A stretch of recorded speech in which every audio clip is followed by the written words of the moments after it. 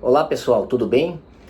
Hoje eu quero falar um pouquinho sobre esses dois fundos que existem, que é um fundo legal, né, de dinheiro público que servem para financiar os partidos políticos no Brasil. Nós temos o fundo partidário e temos o fundo especial de financiamento de campanha.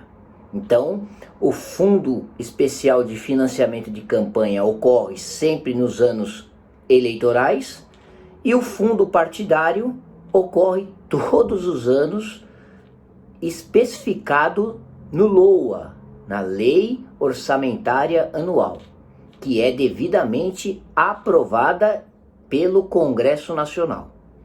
Muito bem, este ano de 2020, o fundo especial para as campanhas, né, ele teve um recurso dotado em mais de 2 bilhões de reais. 2 bilhões 34 milhões 954 mil 823 reais e 96 centavos. Enquanto que o fundo partidário ficou em torno de 959 milhões 15.755 reais, né? Quase 3 bilhões, nós estamos falando aí de quase não, mais de 3 bilhões de reais legalizadamente para os partidos políticos desenvolverem os seus trabalhos. Ótimo, né? Perfeito, democraticamente. Ocorre que é muito estranho quando você lê como esse dinheiro é distribuído para os partidos e para os candidatos em campanhas, você fica um pouco na dúvida. Será que isso está tendo um conceito de igualdade? Ah, mas conceito de igualdade não é legal. Então vamos falar na equidade, né? Todo mundo está lutando pela equidade, que é o julgamento justo. Eu tenho que dar mais condições para quem mais precisa, né? E aí, se for pelo conceito da equidade, eu vou ler aqui como que esse dinheiro é distribuído, vocês vão fazer as análises de vocês. Então vamos lá com bastante calma. No fundo especial para as campanhas, todo o montante, esses 2 bilhões, eles fazem o seguinte: 2% deste recurso, ele é dividido igual para todos os partidos, os 33 partidos existentes no Brasil, tá? 2%.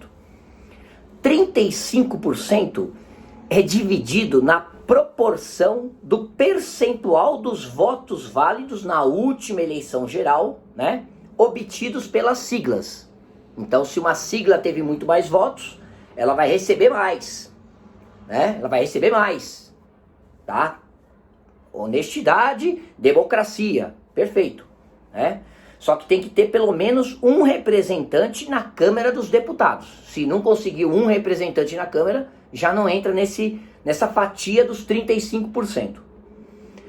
48% dos recursos são divididos na proporção do número de representantes na Câmara da última eleição geral, na Câmara dos Deputados. Então eu pego lá quantos deputados de cada partido, né?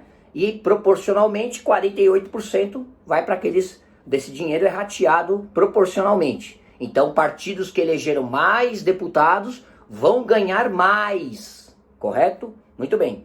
E 15% desses recursos, para finalizar, para fechar os 100%, é dividido entre os partidos na proporção do número de representantes no Senado, na última eleição geral, sempre, né? Ótimo, se você olhar isto friamente, ótimo.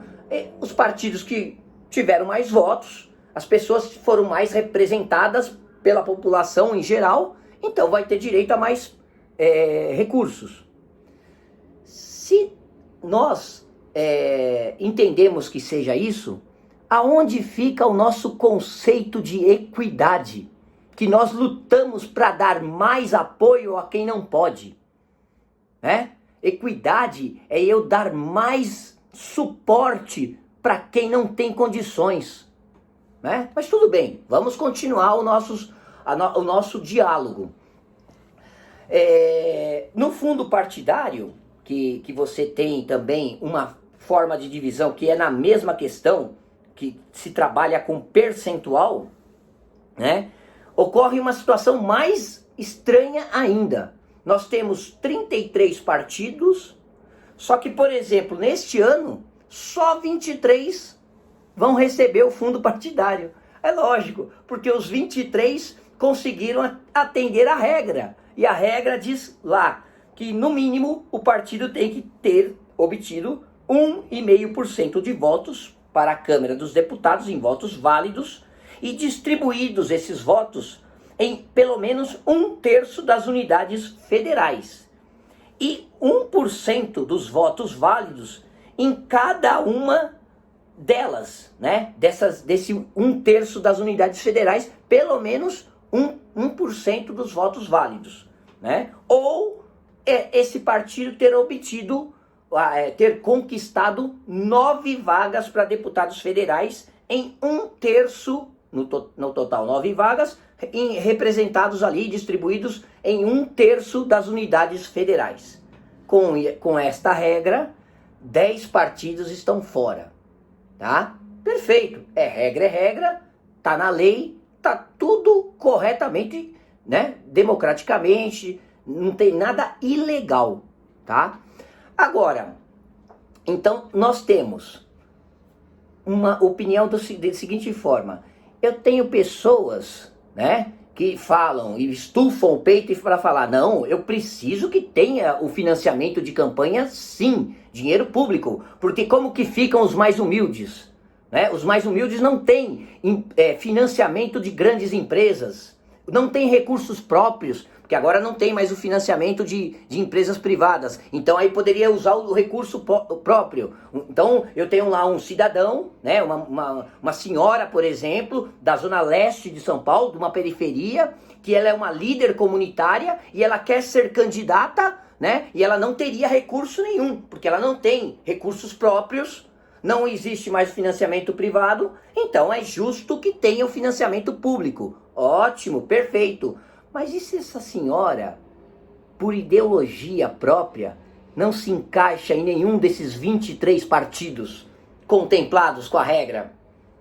E se essa senhora tem uma ideologia de um outro partido que não foi contemplado?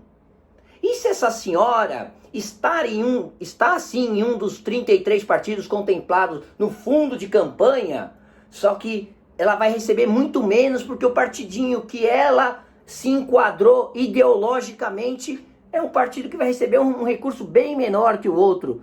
Que equidade é essa na hora de uma disputa eleitoral? Que equidade é essa?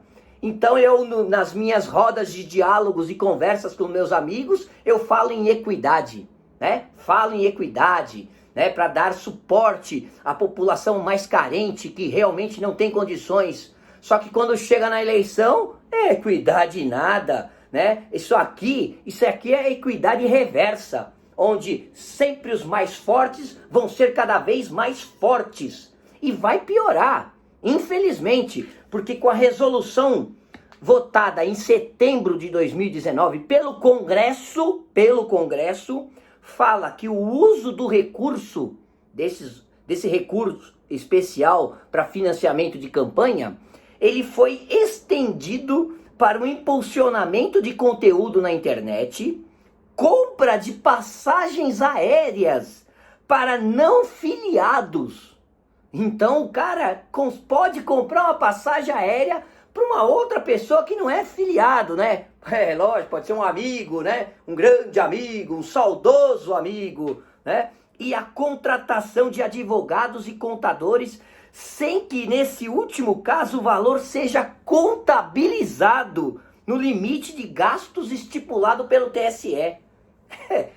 Quer dizer, como que fica uma pessoa que tem um ideal, que sonha em mudar uma realidade triste da nossa sociedade num cenário como esse? Não se muda nada.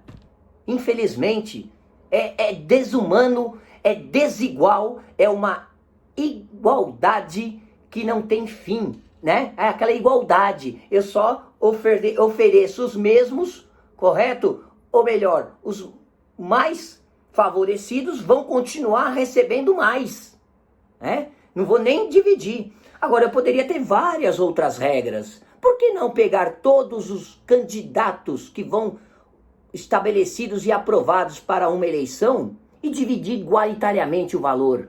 Então eu tenho lá 1000 candidatos a vereador ou 1000 candidatos a deputados. Eu pego o fundo para campanha e divido igualitariamente. Por que não fazer isso? Qual é o medo? Qual é o receio?